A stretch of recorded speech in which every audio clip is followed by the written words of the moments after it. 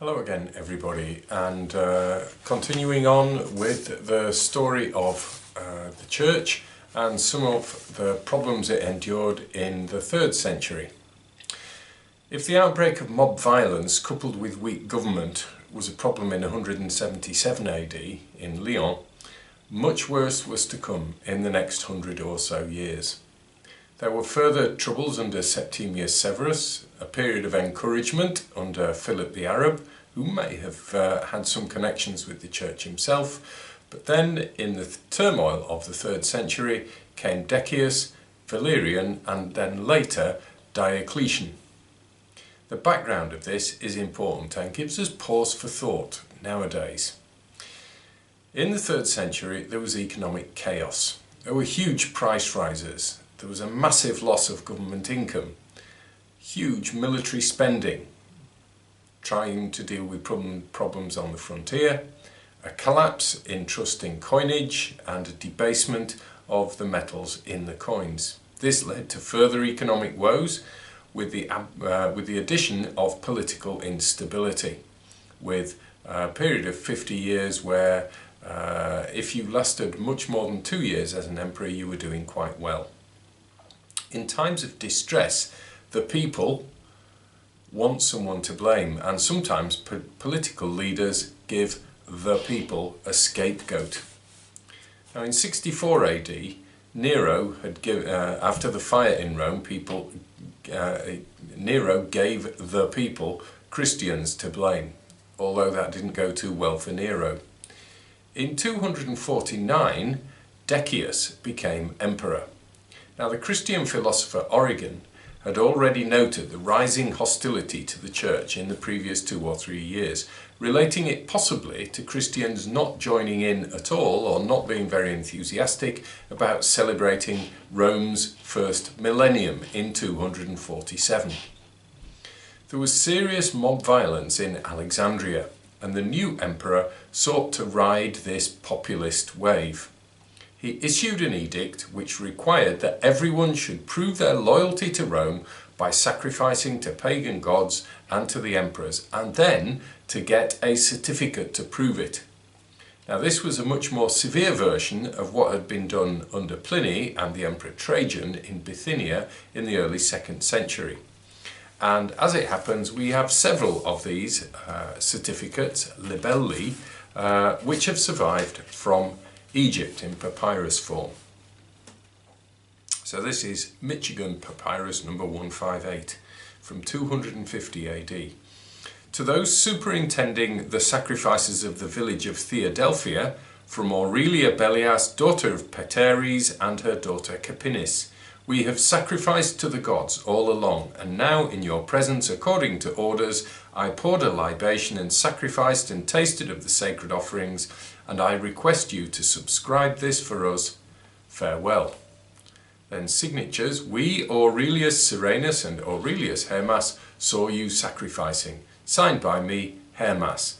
Dated the 1st year of the Emperor Caesar Gaius Messius Quintus Trajanus Decius Pius Felix Augustus. Quite a lot of names there, but that's the Emperor Decius. So somebody made a declaration that he'd made a sacrifice. There were official witnesses who countersigned it and then gave you a certificate. Well, that was going to be pretty difficult for some Christians to do, although doubtless some did that to go through the motions of it. There's some suggestions that you might bribe an official to acquire a certificate without actually making the sacrifices.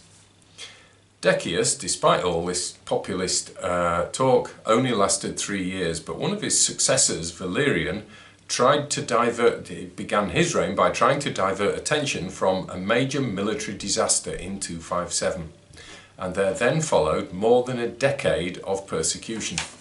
It's significant that financial and property confiscations were very much part of this, perhaps hinting at the economic woes of the central government of the time. Cyprian, who was the author of this letter I'm about to read to you, and he was also Bishop of Carthage, died in this period of horror and terror. This is what Cyprian said.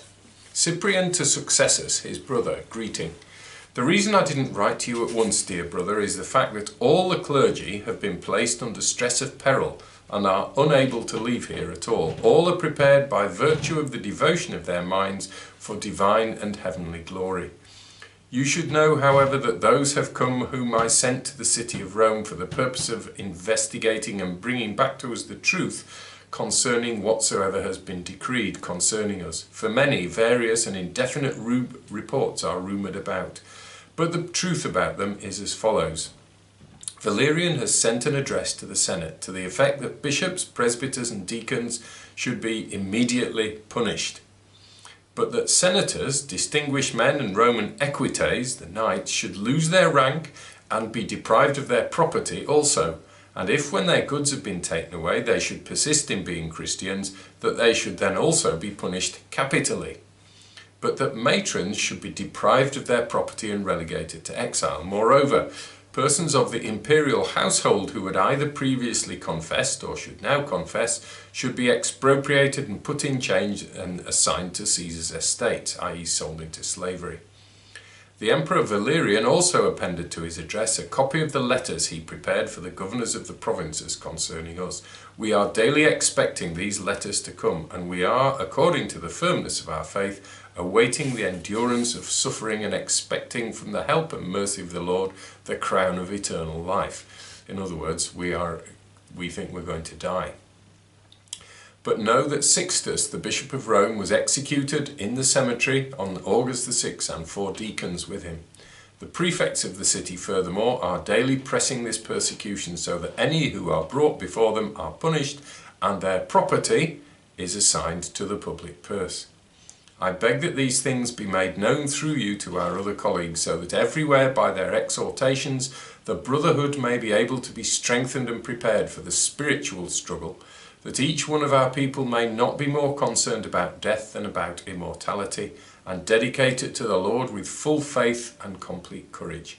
They may rejoice rather than be afraid in this confession, in which they know that the soldiers of God and Christ are not slain but crowned. I bid you, dearest brother, ever farewell in the Lord. Well, poor old Cyprian didn't last very long after that, but suffered the crown of martyrdom along with many hundreds, perhaps thousands of others.